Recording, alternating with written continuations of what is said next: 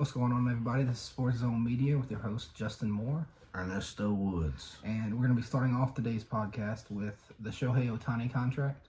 So he signed with the Los Angeles Dodgers for 10 years, $700 million. He's deferring $680 million to the end of his contract. That's a lot of money. So he'll be making $2 million a year until 2033. He's going to be set for life. Yeah, he already is. Must be nice. But, so there are some opt-out clauses in it. Yes. And I'll let Ernie explain those. So supposedly, Ohtani asked for the Dodgers to not let go of Andrew Friedman and somebody else. I can't remember who it was, but I think it was the GM. Is he the GM? I'm not I don't remember, sure. but whatever. But yeah, if those two guys are gone, Ohtani's gone too. Which those guys are set for life with the Dodgers organization, so they have nothing to worry about. I don't really see that being an issue there. No. But it's a great deal for the Dodgers because the deferring of $680 million will give them $6 to $8 million in free space for the next 10 years to help kind of build a team around Ohtani, which, I mean, they already have Max Muncy, Betts, Freddie Freeman. We'll see what happens with Clayton Kershaw. I believe that they're going to bring him back. I hope so. Dodgers legend. I couldn't really see him anywhere else, and I think that he would help add to their chances of being World Series contenders, which they are probably the favorite as of right now. Yeah, I like their chances over the Braves, only because of Ohtani. And I know the thing is, Ohtani can't pitch this year. He had some, Tommy John or some elbow issue? Because surgery? He can still hit. Right. But I believe the issue you're going to run into here is it's a 10-year deal. Mm-hmm. I mean, how long will he be able to do both? Right. Even after this season, how long will he be able to do both? Because he's already on his second Tommy John, I believe. So if he gets a third, yeah, I don't believe it was Tommy John that he had. Right. He had some kind of tear. elbow procedure. Right. That's all he I was, know. but he was still able to hit after that. Right.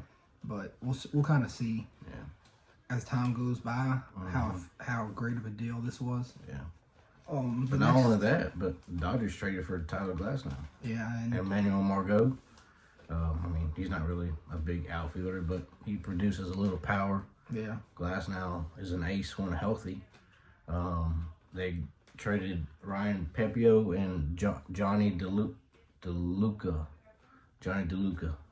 Some prospects, which is pretty good because then they extended Tyler Glasnow. Yeah, they were able to get him extended the day after as well.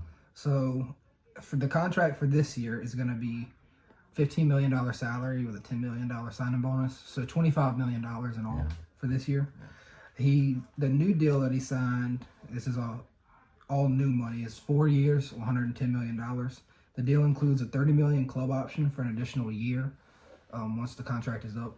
If LA declines, he can then opt in to a player option, which I believe is $21.5 million. So either way, I believe that the 5 years that they have him for will turn into 6. Yeah. I just feel like it was a great move by the Dodgers. I feel like they didn't really give up much. Yeah. But then again, like I said, Glasnow's got to be healthy. Yeah.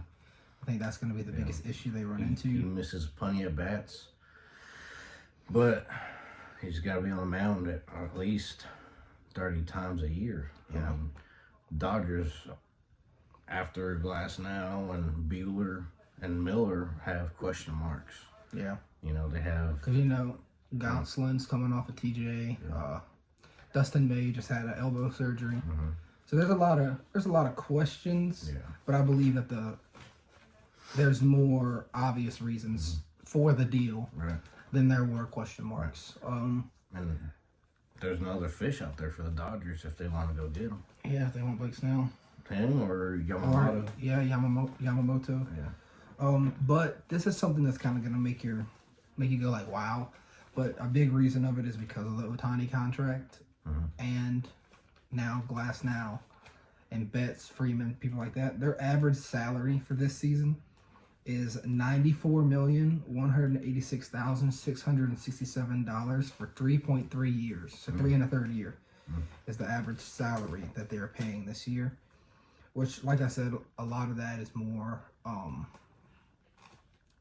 it's kind of more without deferring the money. Right. It's just kind of like total money because the Dodgers will eventually pay it. Mm-hmm. Another topic that I really want to bring up is the Yankees are big, serious contenders for Yamamoto. It's reported that they're kind of flirting with a 9-year, $304 million contract. That would be $33.78 million annually. Yeah. And another topic that I would like to bring up is if they were to sign Yamamoto to a contract as large as that one without him having any MLB service, how would this affect a Juan Soto extension? You know, the Juan Soto trade I think was a great one for New York to make, but the big question mark about the trade and my personal reason for why I didn't think they would pursue the trade was, can they get him extended? Because you know he's getting paid $33 million this year, and that's just straight arbitration. Right. So there's no telling what kind of deal, you know, if he with the short porch in New York, there's no telling what kind of numbers he puts up this year. Right. I mean, if he puts up 50 bombs, it's going to be hard to say, no, you can't have Aaron Judge type money. Oh, he's going to get paid more than Judge. Yeah. For sure. I mean, he's probably going to push 500 if he has a great year. Yeah. I mean, he had a little bit of a down year last year. And he still hit, 35 bombs, 270 average with 100 and something RBIs, I think 106 range. Yeah, something about like that. Yeah. Now, the Yankees payroll is something I would like to look at because, you know, a lot of these guys, they got some big names.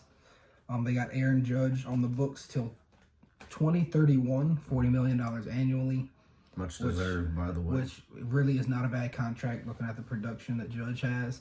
And if he doesn't get hurt this past year, I think he has a season almost identical to the one he had the year before, where he broke the AL home run record. You have Giancarlo Stanton. Now, he signed a 13-year deal in 2015 with the Marlins before getting traded to the Yankees. The deal goes through 2027 with a team option in 2028. That's probably going to get declined. Yeah. So it looks like for the remaining years, in 2024 he will make $32 million. In 2025 he'll make $32 million. In 26 he'll make $29 million. 2027 he'll make $25 million. And if the option is exercised, $10 million in 2028, which I don't believe they're gonna exercise that option, at least based on the production he's had the last several years. Yeah. He hasn't been the Stanton that the Yankees thought they were getting. No, absolutely not. No way. I mean, even in 2027, the Yankees might even cut him. I mean, $25 million, that's not really a lot. Really. Yeah, but that's 25 that can go elsewhere. Right. But you also have Garrett Cole, who has been everything that the Yankees were hoping for. Struggled a little bit at the beginning, but I think he finally found his stride. Just won the Cy Young Award, much deserved. I mean, he was consistent all year. And, you know, hopefully he can just keep pounding the zone. Yeah, it's missing bats. It's going to be hard to argue with this one. He's going to make $36 million annually until 2028. And doesn't he have an option after that 28 season? Yeah, well, I think I want to say it's either this offseason or the next offseason he can opt out of the deal. But the thing is, if he decides to opt out, New York will give him an extra year on his contract instead of him opting out. So, yeah. He's pretty much stuck in New York for the remainder of his contract. Yeah. Unless he gets traded. Unless he was to be dealt, yeah. Okay, so now you have Carlos Rodon. He was great in San Francisco for the year he was there. Yeah. I thought it was a very smart signing when they did sign him, but coming off an injury this year, he didn't look to be the same guy. No, he just didn't look healthy all year. I think he, tried to push through a lot of things and it just wasn't working. I think it could have been a little bit better if they might have given him the year, which it kind of makes sense for the Yankees. When they were throwing him when they did, because by the time he came off of IR, I mean New York was still in the thick of it as far as a wild card hunt. Right. So I understand why he was out there, but looking back at it, if had the Yankees known they were going to finish outside of the playoffs, I don't think they throw him this year. Which he's going to be making. He signed a 6-year, $162 million contract last offseason. So that's going to be around $27.83 million annually. Which, if Rodon is back to the guy he was in Chicago and the guy he was in San Francisco, I mean, he was one of the best pitchers in the league. Yeah. I think he deserves every bit of that deal. Yeah, and I think if the Yankees can land Yamamoto, it would give Cole and Rodon some breathing room, not having to do too much every 5 days. Yamamoto, he's only 25. I mean, he's a stud. I mean, a lot of teams want him. Giants, Red Sox, Yankees, Mets, Dodgers.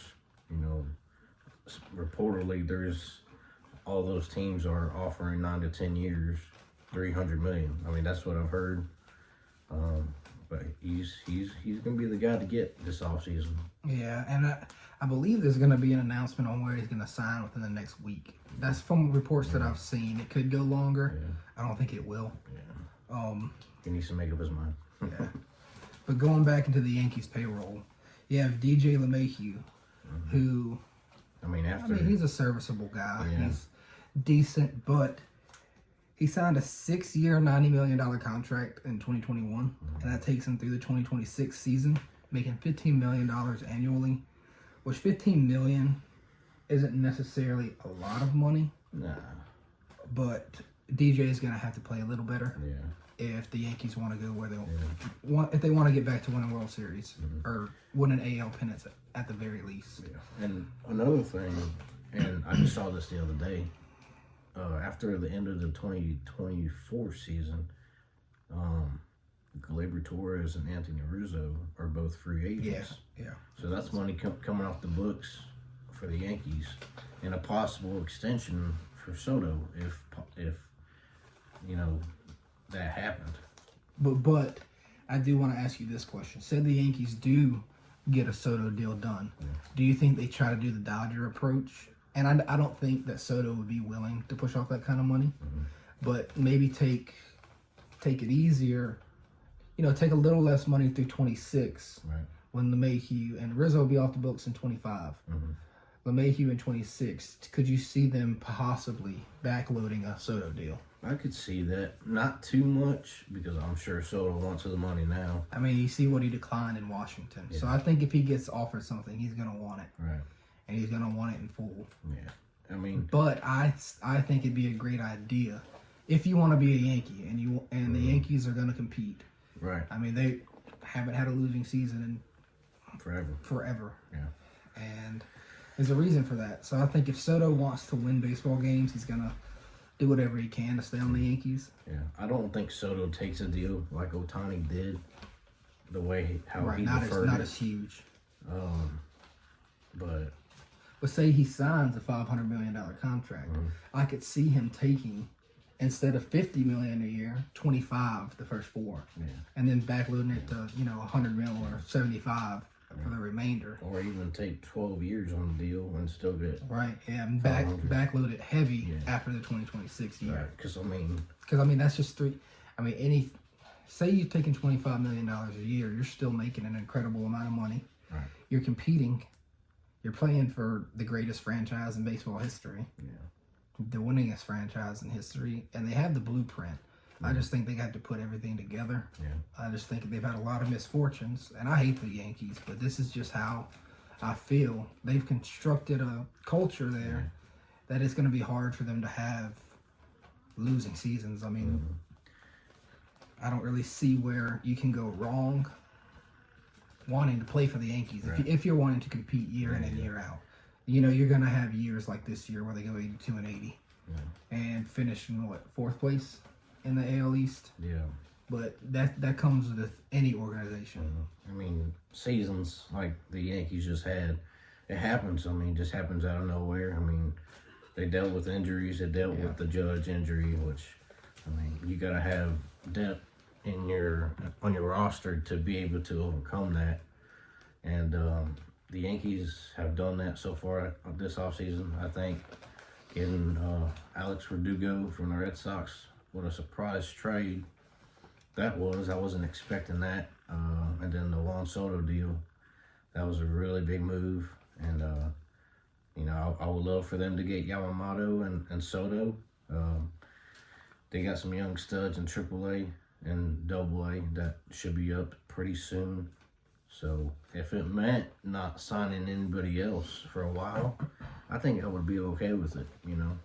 I mean, this offseason, the Yankees haven't spent no money besides the Soto deal, which they technically didn't spend any money on it. They just got the contract, Yeah. So back to the contracts. You have Anthony Rizzo, who signed an extension for 23 and 24 with a 25 team option. So last year he made $17 million. He'll make $17 million again this season. But where things get a little tricky for me is if he has another good year and he rakes and hits 25 bombs and 70 RBIs. right. His option's only $6 million for 2025. So for me, the question is, well, it's a team option. Meaning the team picks it up, right? Right. So if he has a year like that, I think the Yankees will pick it up. I mean, if he does, even if he does or doesn't, I mean that's cheap. $6 million. $6 million, and him and Judge are like best friends. Yeah. So it would be kind of crazy for the Yankees not to. I know they have other plans for first base, maybe, but I mean, they need to get something done. Another thing you gotta think about is the alien. He's gonna come back. Oh yeah, Dominguez. Yeah, he's gonna come back, Yeah. and he's gonna. I mean, I think the kid's the real deal. Yeah. So you also gotta think about, he'll obviously have to put in the service time and before an extension, anything like that. I believe he's out for the year next year, isn't he? Yeah. So Yeah. you're So gonna he'll have be back time. in 2025. Yeah, you're gonna have time to kind of worry with your plans there. But Yeah. that is something you also have to think about. Well, I think Verdugo's a 1-year rental. I don't think Yankees re-sign him. Unless it's extremely cheap. Right. Yeah. If they let Soto go, then I wouldn't mind Verdugo coming back and having Dominguez, come back the following year as well. Yankees need left-handed bats. They've been so righty heavy last couple of seasons, and I mean, you've seen where it's gotten them. Nowhere. Yeah. They have a short porch in right field, and they're not going to use that to their advantage. Just kind of seems silly. Yeah. I guess they finally learned their lesson. Right. And also another thing about Soto and Verdugo, something very impressive about both guys. If both guys have played a minimum of 142 games in the last 3 years, Yeah. that's something that the Yankees haven't really had really had the benefit of. Our players being consistently out there. They've dealt with a lot of injury issues over the last couple of years. The last guy that I can remember that played a full season was probably Brett Gardner, outside of Aaron Judge and his historic year from 22. But Brett Gardner is the last guy I really remember being out there every game. Yeah. I think, believe it or not, last year Anthony Volpe played like almost every game. Yeah, I was just speaking specifically outfield. Right. Which obviously Judge had 2022 and he played a lot then. But I mean, Judge, another question you gotta ask, I believe he's gonna come back the same guy and be just as dominant. And I think he'll be great, but how many games can you play in the year? I would like to see at least 130 out of Judge. And I think as a Yankee fan you would too. Because I think if he plays 130 games this year, y'all make the playoffs. Right. And if Judge is on the field, I believe that the Yankees are a contender no matter who they're playing. I really do. Yeah. Now, another crazy statistic is Yamamoto is only 25 years old. So, say the Yankees get him on the 9-year, $304 million. Yeah. I mean, this kid can, in 9 years, he'll be 34 years old. Yeah. He'll probably be, the guy that he reminds me of is kind of like Tanaka. Mm-hmm. Tanaka was a stud when he first came into the major leagues. Yeah. And I think he's going to kind of be the same. Yeah. Now, the only question is, where will it be? I keep hearing a lot about the Mets too, but I believe the Dodgers and Yankees are really the two destinations he's thinking of. Yeah. Because the Mets are kind of a mess right now. And I really don't see, who was the other one? The Mets, Dodgers, Yankees, Giants. The Giants could. I think them signing, Lee. yeah, I think them signing Lee, because Yamamoto has spoken about wanting to play with another Japanese player. Mm-hmm. So I believe that was kind of a smart move in trying to lure Yamamoto, but I don't know if it's going to work or not, because San Francisco, they're up and they're down. So really, the only team that has that disadvantage is the Yankees. It's the Yankees as far as the Japanese descent comes from. Right. Obviously, the Dodgers have a huge advantage at that point because not only do they have it, he's the best player in the world. Yeah. But, it's kind of... But the Yankees have had Japanese players play for them. And like Matsui, Ichiro. Who's the other guy? I feel like there's one more. Tanaka. Yeah, Tanaka. Yeah. Now, I in my opinion, the Dodgers are the World Series favorite. Yeah. I think the Dodgers, if I'm making an early prediction, I think it's going to be the Dodgers and possibly the Rangers again. Yeah. Or the Astros, obviously. Yeah. I believe that would be who it was, and I believe the Dodgers will win it if everything comes together and they stay healthy. That's the biggest thing that I think would derail the Dodgers staying healthy, or the Atlanta Braves. I think the Braves are the only team, man for man, that can match up with them and possibly beat them. I'm not saying that the Braves are better on paper than the Dodgers, but you know how the Braves are. They have a great lineup. Their only issue with the Atlanta Braves that I see is their pitching. They just dealt Kyle Wright and Soroka. Yeah. So I got kind of some question marks there. Well, I've got question marks for the Dodgers too. Yeah. Especially if they don't get Yamamoto. Yeah, I think they're kind of putting all their eggs in one basket with Yamamoto. Yeah. Which, if they don't get him, I think they could possibly get Blake Snell. But another destination I could see Blake Snell landing is Texas, if Texas plays the waiting game, which I believe they should, because they don't necessarily have to have him. But, Scherzer is out for, half the season next year probably? So, DeGrom out most of the year, I believe, too.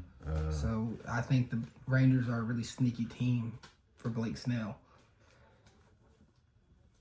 Now, I do believe, something I want to talk about is the Cincinnati Reds. I enjoy watching the Cincinnati Reds. I believe that they have some deals that they can make that can make them the NL Central favorites and potentially go on a Diamondback-like run in the postseason next year. I want to see them trade for Dylan Cease. A few things that I was seeing was possibly Cease for 4 of their top prospects, like Rhett Lauder, and a couple other guys that I'm not going to lie, I can't really remember the name of them. I've heard some with India flirting in the conversation, but now with the Reds moving India to outfield, I believe that that's kind of them showing they're not really willing to move him. They want to do whatever they can to keep him. And I think but also I think it adds a bunch of value with India. Oh yeah, definitely. Knowing that he can play multiple positions, he's a very athletic guy. The only issue with India is that he does swing and miss a lot, but when he does get the bat on the ball, it's like he's electric. He's a big part of that team, and I think he's a big part of the culture. They just lost Joey Votto, which was hard to see, kind of upset me, but I understand. JDV. Yep. Number 5, huh? What number was it? 19. 19. Oh, I'm done. But I thought he was number 5. I don't really see anybody being better in the NL Central. The Cubs might give them the best run for their money, and obviously the Brewers. The Brewers have been at the top of that division for a little while now. right there with the Cardinals. I don't expect the Cardinals to be very good. I don't expect the Pirates to be very good. So I think it'll be a two-man race, in my opinion, this year between the Milwaukee Brewers and the Reds and the Cubs. I think I said two. I meant to say three. I think any three of those teams can take advantage of it, but I think if the Reds can make a deal for Cease, then that kind of puts them in front as far as the NL Central goes. Yeah. I think Ellie De La Cruz is going to have a better year this year. Yeah. I love Ellie. He's electric. I think he's got the potential to be one of the faces of the league. He's obviously the face of the franchise already. He's just got to be a little more disciplined at the plate. Right. He's got a cannon for an arm. He's got all the craziest speed I've ever seen around the base paths. He's just got to clean up some stuff. Yeah. And the guy's younger than us, and he's one of the most fun baseball players to watch. I'm not going to say the best just yet, but he's one of the most fun. He's got the, I don't know, he's like Jazz Chisholm. He's got a lot like factor. Jazz Chisholm, yeah. If Jazz Chisholm could stay on the field, he'd be great. Yeah. But I do think not getting Erod was kind of a big blow for the Reds. I really wanted them to acquire him, which it sounded like it was between the Reds and the D-backs, which the D-backs, that makes a lot of sense for their organization. He can pitch right there behind Gallen. Yeah. They have Kelly as well. Kelly, so the guy's name. Brandon Font. Yeah, he Font. was a rookie last year. Yeah. So I think they have a lot of depth now. Yeah. I think that adds a lot of depth. Maybe not putting as much stress on Gallen. Say they make a large postseason run again, and you're in a elimination type game. Now, say Gallen pitched 2 days before, you don't have to be in such a jam trying to figure out who's going to throw Game 7. Yeah, that was a good signing by the D-backs. A pretty cheap signing too. You know, the Reds need to make some signings, some trades for starting pitching. I mean, it's just they need relief pitching too. Yeah. But I think it'll be fun to see, even if the Reds don't find the success that I'm expecting of them. I expect them to have kind of like a Baltimore Orioles ascent into this year. How they were the year before last, how they were one of the worst teams in the league to start off the year, and then all of a sudden they just started winning and winning and winning, and that's exactly what the Reds did, which they kind of cooled off towards the last quarter of the season. But you know, we were all the way in. We had 5 games left in the season, and I really thought that the Reds had a shot. So there's a lot of things to be excited about for Cincinnati.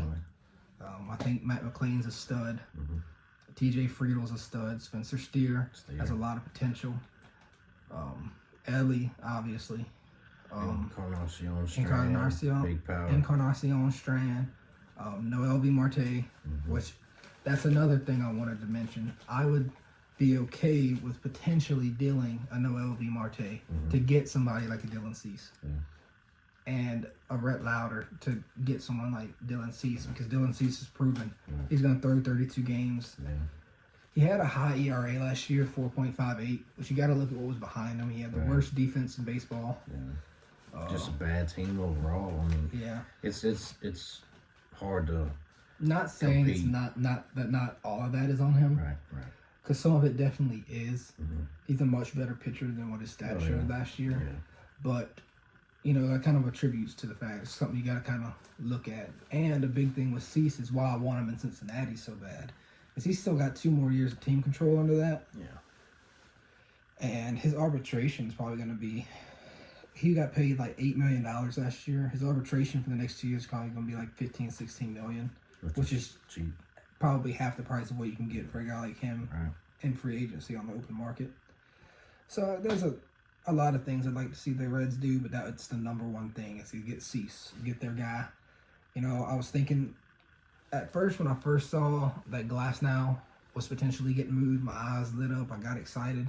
But then I thought about how expensive he was and his history of injury. I think Cease would be just a smarter deal and a little bit more safer deal. Not saying that I would have loved to get Glasnow, but now that Glasnow is now in LA, I'm kind of looking at it as maybe Cease would be the smarter and better option for this particular franchise. And he's a couple of years younger too, so maybe that has something to do with it too. Tyler Glasnow also has a Tommy John behind his resume. I'm not sure about Cease. I don't think he does, but I'm sure the Tommy John has something to do with not wanting to give up big time prospects. Yeah, which the Reds have a lot of. Yeah. They have, I believe, one of the best farmhouses in the league. I was looking on an MLB page the other day. I couldn't tell you which one, but it might have been MLIB. And they were ranking farmhouses from 5-star to 1-star, and the Reds were given a 4-star. So I think that they're going to build on that, especially with having the number 2 pick. I really want Caglione. I'm a little partial. Yeah, I'm a Florida guy, but I'd really like to see Caglione go to the Cincinnati Reds, which is another thing that I kind of want to veer off of baseball for a minute and talk about college football. College football playoffs coming up. Yeah. You got Alabama versus Texas and Alabama versus Michigan and Washington versus Texas. Alabama versus Texas, and so I think we'll play in the national championship. Yeah. I think Alabama beats Texas this go around.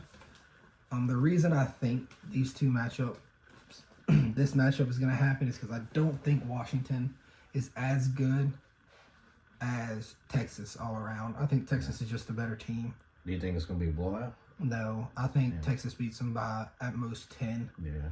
But, I mean, not to say that I don't think Washington could win. Right. I think they would have to play flawless. Right. And they can't have wasted possessions. You have to score points.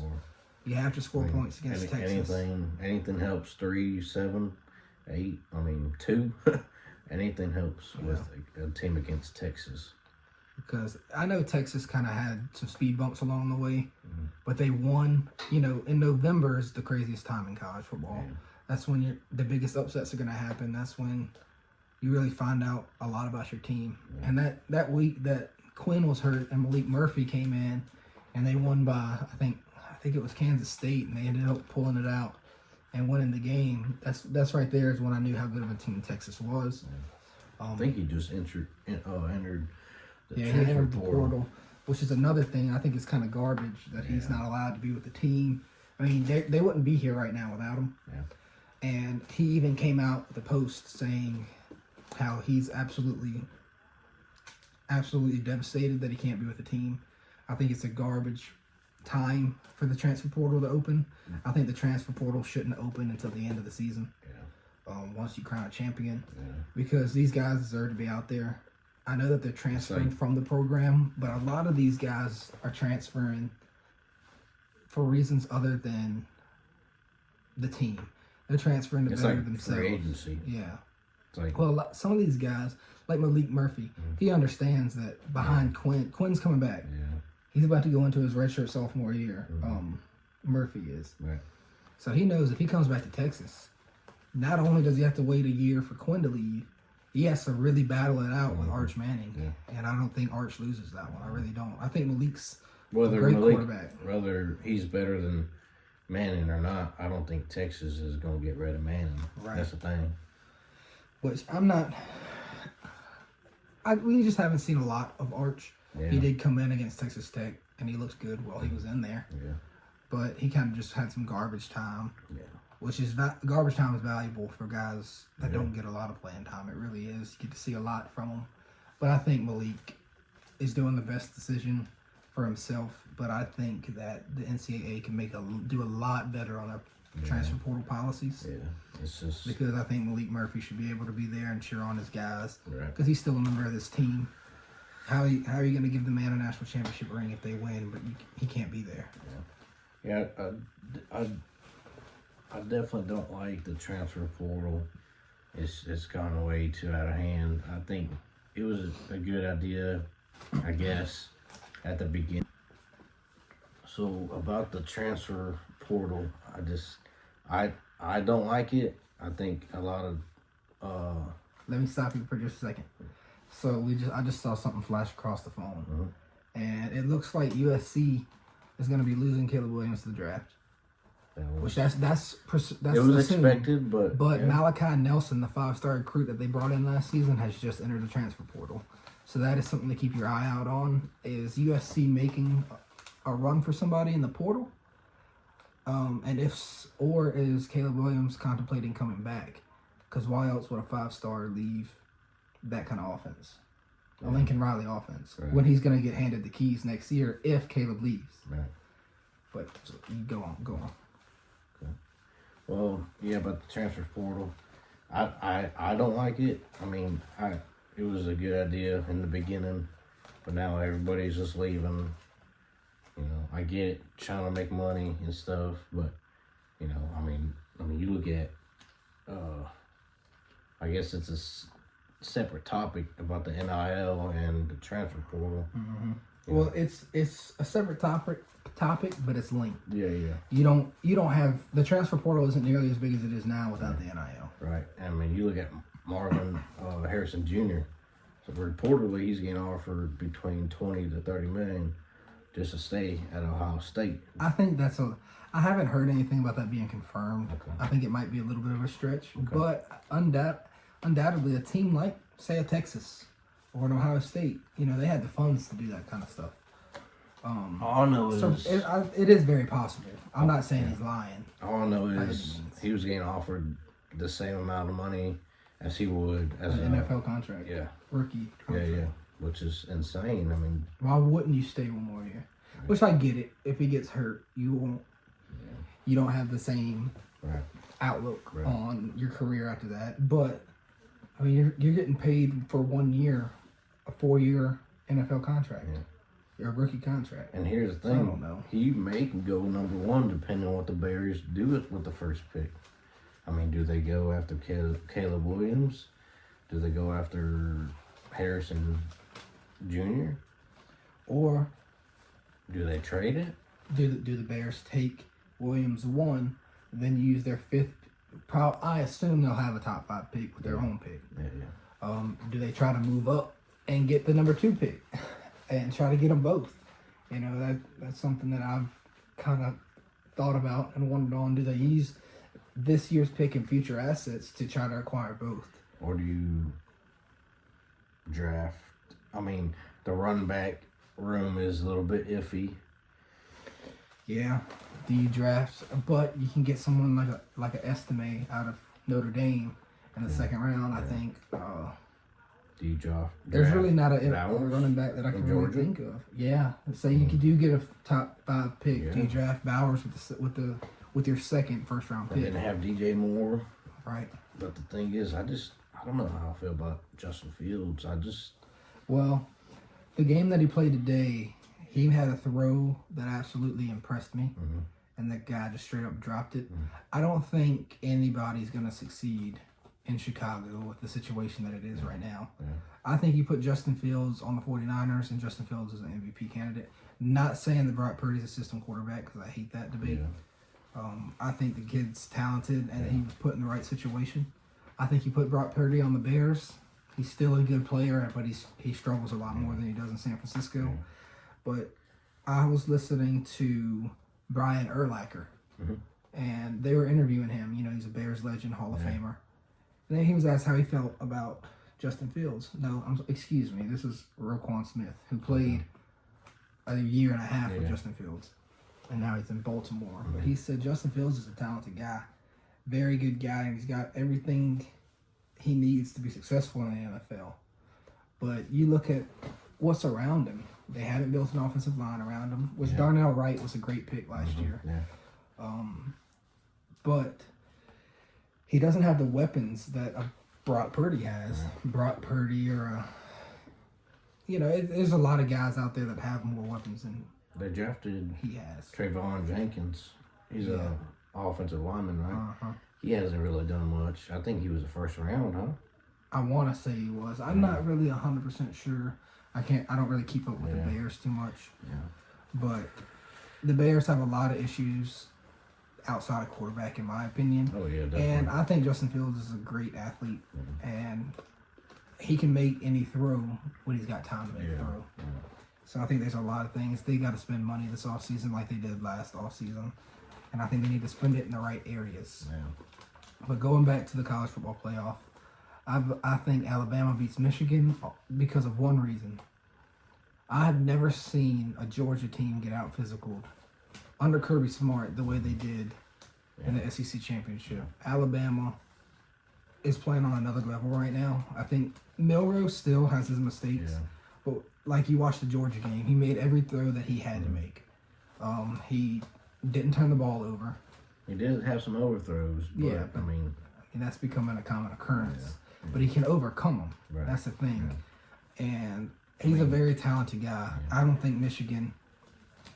think Michigan stands a chance, but they would have to execute perfectly, and then Alabama would have to make a couple mistakes. I tell you what, though, I know people can argue that Bama should be in, they shouldn't be in, but I mean, you can't be mad with Jalen Milroe with how he's played this year. Steady improvement every week. I think this turning point this season was when he was benched against USA. I mean, it's impressive what he's done all year. Yeah, I mean, everybody was calling him a running back, and he does run, but he could also make the throws. He's a throw first guy. Yeah. If you really watch Alabama, he is a throw first guy. Yeah, I mean, just props to him for overcoming all the negativity around him and just balling, man. I mean, he put his team in the playoffs. I mean, that's awesome. Right. So another topic I want to talk about is a potential Texas-Alabama rematch in the national championship. I don't think Texas beats Alabama again. Not because I don't think Alabama's a million times better than Texas. Like, I think they are just better than Michigan. Yeah. I think it's hard to beat Nick Saban twice. Yeah. It's hard to beat any team twice. Yeah. It's hard to beat Nick Saban twice in the same year. Yeah. When you saw what happened to LSU in, I believe it was 2012, they beat them in Bryant-Denny Stadium. But like I was saying, I just don't think Texas beats Alabama because, like I said, hard to beat Nick Saban twice. Alabama's a lot different team than week 2. Mm-hmm. So is Texas. Texas can beat them. Yeah. I don't think they will. I don't think Alabama makes mistakes like they did week 2. I don't think they throw a pick in their own territory. I don't think Milroe plays like he did in week 2 against Texas. Yeah. But we'll see. We could be completely wrong, and it's a Washington-Michigan national championship. And in that case, I think Michigan wins the national championship. There's a lot of questions, and that's what I love about sports. Is you don't know, and any team can win at any time. Yeah, I mean, it's just all about hustle. Putting your all into everything, giving it all you got on the field. Don't leave anything on the field. Just ball out. Yeah. Now, another topic I want to bring up. I know this happened when this airs, probably about a week and a half ago, but is the Heisman ceremony. We're both from Louisiana. He's a big LSU fan, even though I'm a Florida fan. But I was there for the LSU Florida performance that Jaden Daniels put on, and it was one of the greatest things I've ever seen. I went to use the bathroom during a commercial TV break. You have 2.5 minutes on a TV break. I'm telling you, I was down there for 3 minutes. LSU had the ball at their own 15. I come back up and I look at Ernie. I say, "What happened?" But in the 30 seconds it took for me to walk up the steps, Jaden Daniels took it 85 yards for a touchdown. Totally. The greatest performance I've ever seen. He had another 50-something yard scamper against us for a touchdown.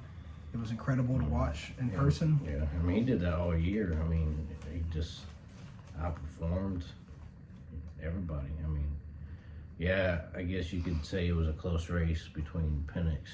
But I keep seeing these reports saying everybody loves the SEC. The SEC gets the votes. But when you put out the best players every year, how can you debate it? Right. You cannot. Put Michael Penix on the LSU team, I believe they're still 9-3. Put Jaden Daniels on the Washington team, I believe they're still 13-0. Yeah, absolutely. I don't think because solely off the LSU defense.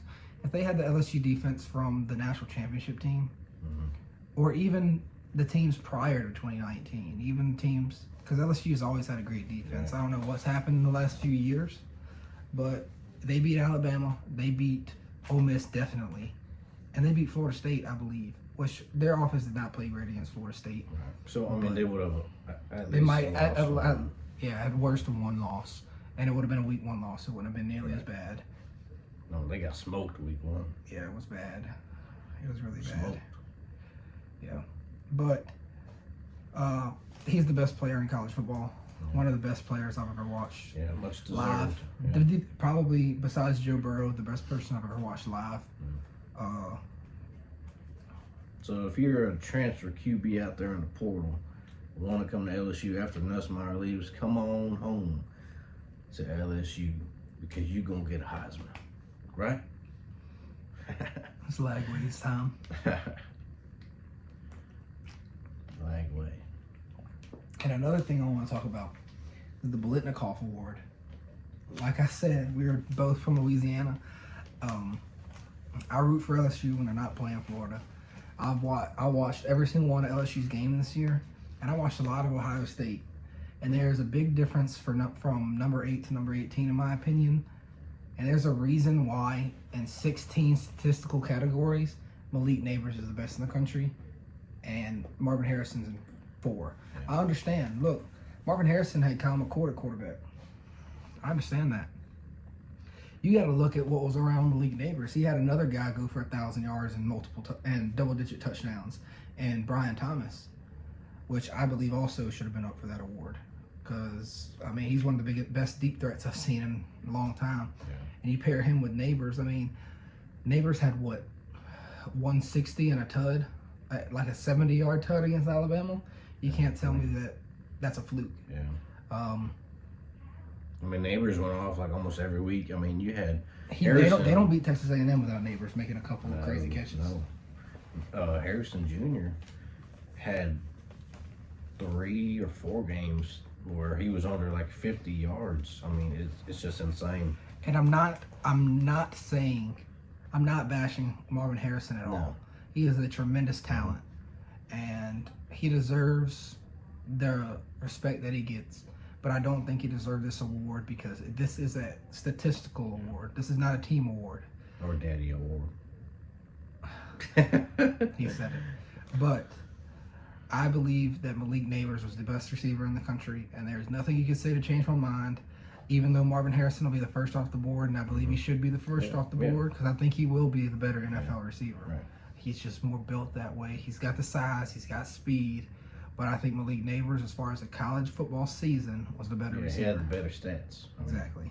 And that's what it is. Yeah, Statistical that's all it is, award. And it's nothing against Harrison Jr. at all. I would love to have him come to New Orleans and play with the Saints, even though I know that probably won't happen. I would love to have him. I think any 32 teams in the NFL would love to have him. He's just that kind of guy. So another thing I would like to bring up is I'd like to make some predictions for the NFL season we can look back on after the fact. So I'm going to start off with naming the awards that I believe players will win. I think the MVP of the NFL will be Tyreek Hill. I believe that's completely justified, even with missing this week.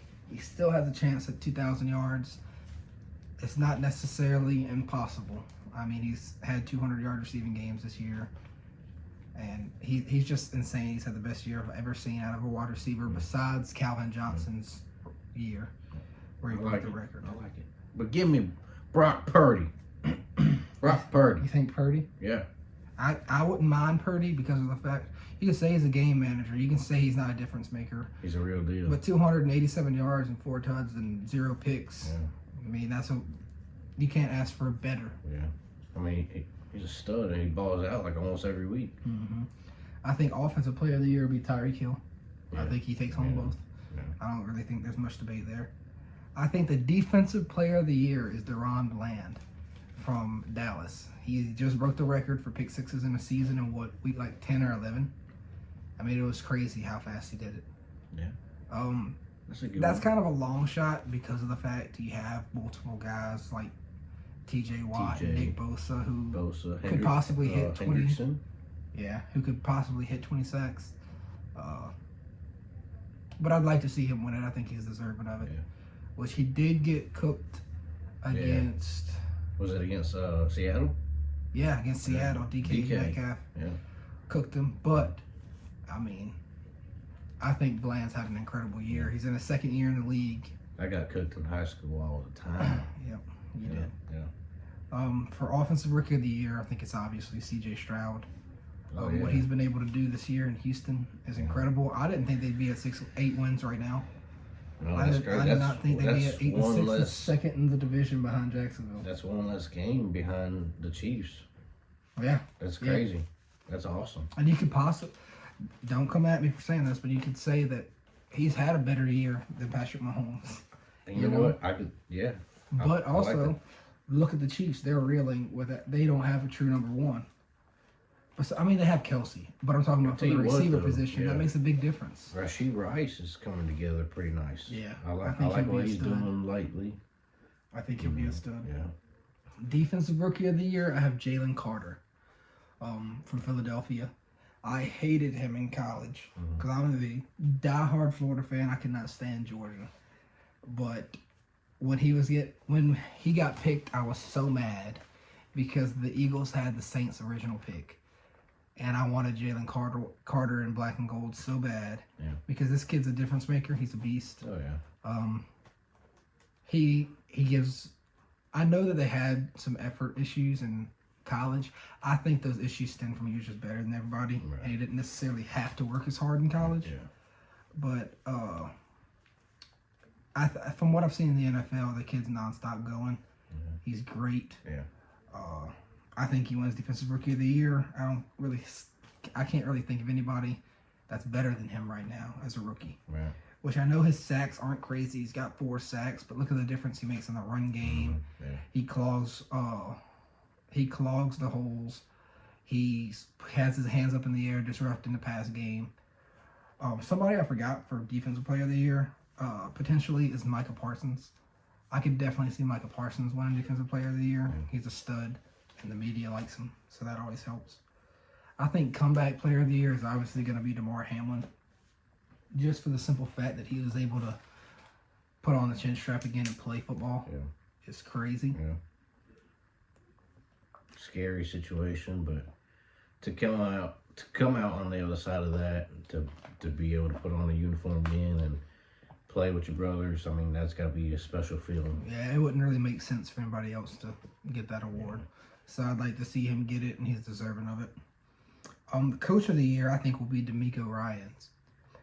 And the reason being is last year he had the best defense in the league with the San Francisco 49ers. And he took this job in Houston, and I really didn't know what to think of it. He got Jimmy Ward to come on with him, which I am a big fan of Jimmy Ward. I think he's one of the best safeties in the league that never gets talked about. And what he's done in Houston is really impressive. Because I knew the defense was going to improve. Yeah.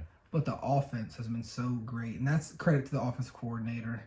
You know, all the coaches on the offensive side of the ball. But, you know, he's the head guy. So to really give the reins to C.J. Stroud the way he has, Tank Dell's a stud. I hope he has a good recovery and comes back, plays well. Dalton Schultz was a big signing for them this offseason, and he's kind of expanded what they can do offensively. Yeah. And obviously, I think they're a first-round exit this year. If they make the playoffs, you never know what could happen in the last three weeks. They could end up 8-9. But no matter what, to go from, what were they, 2-15 or 3-14, something like that, to, you know, second place in their division. I believe did they beat the Colts? I don't know. Are they second or third right now? I believe they're second. I know it's a tight race between them and Indianapolis. I think they both have 8 wins. Yeah, but I don't know who has a tiebreaker right now. I can't think of it off the top of my head. But there's no telling what's going to happen in the AFC South because, you know, Jacksonville could end up having some issues, and one of these teams like Indianapolis or Houston takes it. I'll tell you what, if the Colts keep winning, give me their coach for head coach of the year. You think? Absolutely. I mean, you lose Anthony Richardson for the year. Who I think will be a stud. Yeah, with the shoulder injury. And then you lose Jonathan Taylor. Yeah. They looked very good against Pittsburgh, but it's also Pittsburgh. Yeah. Yeah. But still, I mean, he put in Gardner Minshew. Gardner Minshew's a stud. Yeah. He was great in Jacksonville, but he had a horrible team, and he didn't get to play in Philly because he was behind Jalen Hurts' breakout year. Yeah. I mean, they've had a great year, just despite the loss of their offense at QB and running back. They cut Shaq Leonard. Yeah. I thought that was crazy. And then Michael Pittman gets hurt yesterday. He took a shot. So we'll see what happens the last 3 weeks of the year. But I think both of those guys are deserving, depending on how the ending of the year goes. Yeah. I think the NFC champions will be the San Francisco 49ers. Now, I think Philly could beat them. I'm not 100% convinced after the last couple weeks. Yeah. And I think the Cowboys could, but they just got absolutely destroyed by the Bills. Yeah. So, I don't know.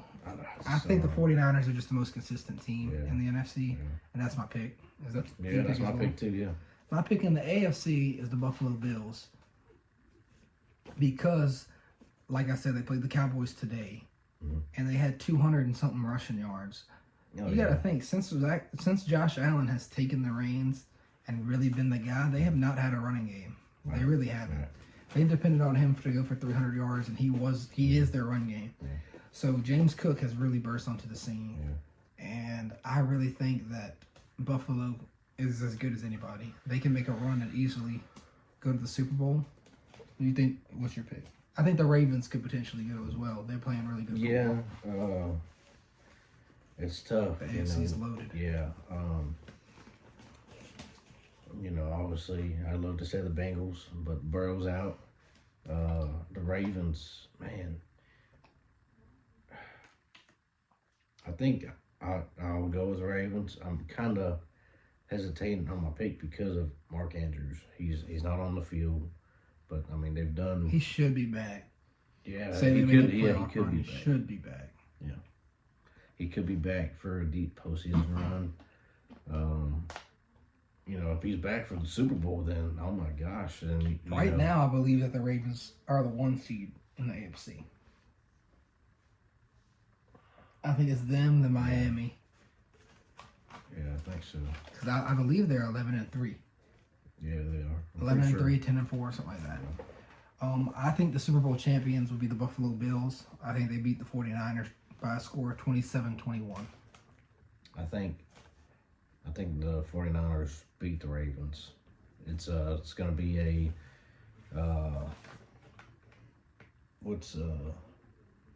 didn't they play each other that one year in the dome? Yeah, and the lights went out. Yeah. Ray Lewis is last year. But the Ravens won that year, right? Correct. Yeah, so I think the Niners get the revenge this year. I don't hate that pick. I think it would be a great game. I think it would be one of those 28-24 games where it comes down to which quarterback can make the drive, the game-winning drive. I think that's just what it comes down to. And lastly, what I want to talk about on this particular podcast is the Los Angeles Chargers have fired their head coach and GM. Staley had a record of 24-24 in 3 seasons in LA. Terrible. He was awful. He was probably one of the worst coaches I've ever seen. They blew a 27-0 lead last year in the wild card, which I understand. The players had to perform and everything like that. But you're the coach. Yeah. You're the head of that team. Yeah. And you can't lose to what was then not a very good Jacksonville team in the wild card. Yeah. Without Ridley. Calvin Ridley. He wasn't even on the team last year. He had zero playoff wins. And look at the Los Angeles Chargers. They've had Justin Herbert, Keenan Allen. I think Hunter Henry was there his first year there. Maybe. I want to say he was. Maybe, yeah. I might be mistaken, but I believe he had Hunter Henry. On the defensive side of the ball, he had Joey Bosa. He had Khalil Mack, Derwin James, Asante Samuel Jr. They signed J.C. Jackson and then traded him back to New England. I just think he was a bad coach. I think he deserved what was coming to him. And to get beat by 63-21 against the Raiders who couldn't score a point against the Vikings the week before, is embarrassing, and I don't see how they even put him on the plane to go back home. Really, because it was like there was no fight in the team. It's like they gave up on him. Yeah. And understandably so. I mean, I was surprised when he came back this year. I mean, last year, I think they wanted to give him one more year to kind of try to piece everything together. Did they miss the playoffs last year? No, they lost. Oh, they blew up against the Yeah. Jags. Now Herbert is about to be entering his 5th season with his 3rd head coach. That does a lot for a player, I believe, because you look at a player like we love Joe Burrow, we love the Bengals, we love to watch the Bengals, and he's had Zach Taylor his whole career. I mean, you look at Trevor Lawrence though too. He had Urban Meyer and then Doug his Peterson. first year, and then you see the improvement. Yeah, absolutely. I think depending on the hire, Justin Herbert can go from a good player that just can't win to a player who's now, depending on the scheme and players, I think he can be a great player. Yeah. I still think Joe Burrow is the best quarterback in the league. I'm a little bit biased, but I do really think he's the best quarterback in the league. When healthy, of course. Yeah, but I think Justin Herbert could be right there with him. Oh yeah, I think so too. He's got all the talent in the world. He's just got to win football games. Yeah. And that's really the biggest thing between him and Burrow that I've seen. Burrow wins football games, and Justin Herbert just doesn't. Yeah. I do not think that Justin Herbert is the problem in LA. I think the problem was strictly front office and I mean, head coach. Not only did they fire their head coach, but they fired their GM. I mean, if your team just isn't winning, then it's eventually going to fall back on the GM. He didn't build a team that they needed to be built. There's no reason why they shouldn't be AFC and at least competitive for the AFC. I mean, AFC West. They should during the same conference as the Chiefs. Right? The Chiefs. So they should the Raiders and the Broncos. They should be in second place every year at least. Yeah. No hate to Broncos country, but He just got embarrassed by Detroit. But another thing that Ernie had brought up to me is Bill Belichick the favorite to take the job in LA? I mean, I do not think so. I think Bill Belichick will die a New England Patriot. I don't ever see him leaving. I don't see Robert Kraft ever getting rid of him. But in the circumstance of where he potentially does leave, I don't see him coaching anywhere outside of New England. Yeah. So this is more of a topic for Ernie to discuss. I think this is Belichick's last year in New England. They don't have anything going on for them. I mean, they don't have a QB. Well, I mean, I say that, Mac Jones is all right. They don't really have playmakers around Mac Jones. I mean, they've spent silly money on the receivers that don't pan out. And, I don't know. The front office needs to do better. GM needs to be held accountable for what's being put on the field. And it's just not winning football games. Yeah.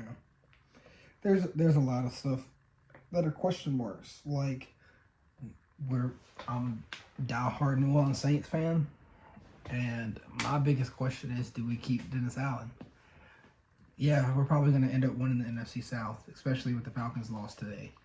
I believe we won the NFC South. I think we get beaten in the first round. I think we're a first-round exit. And we should not be a first-round exit with the team that we have. Pete Carmichael, I think he's not very good at his job. Got to go. Yeah, he's got to go. If you keep Allen, I want Carmichael gone. Right. There's no reason you have Derek Carr. Derek Carr is a good quarterback. I don't care what anybody says.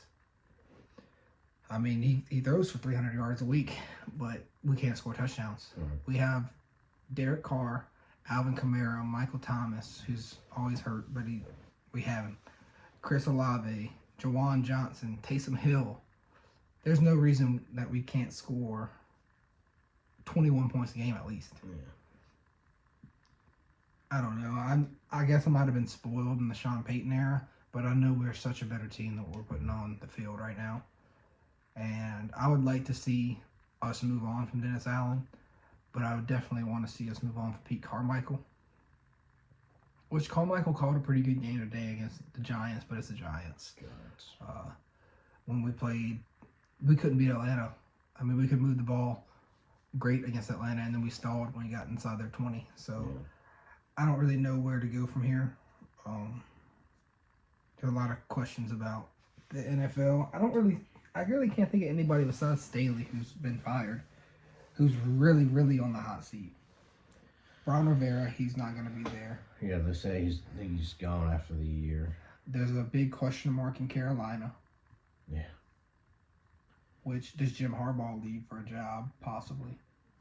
Kirk Cousins. What happens with Kirk Cousins this offseason, you think? If I'm the Vikings, I'm bringing him back. Well, I've seen reports where Justin Jefferson doesn't want to sign a deal until they know Kirk Cousins is coming back.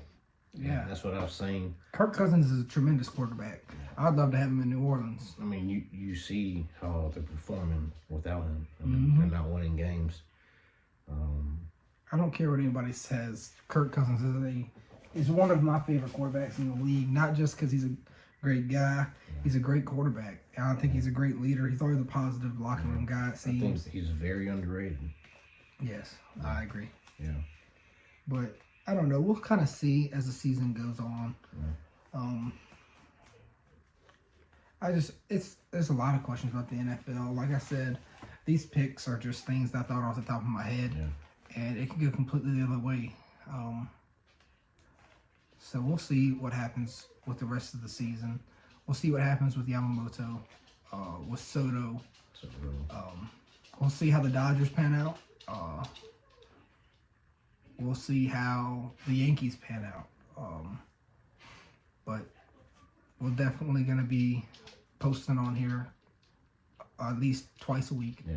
For the foreseeable future.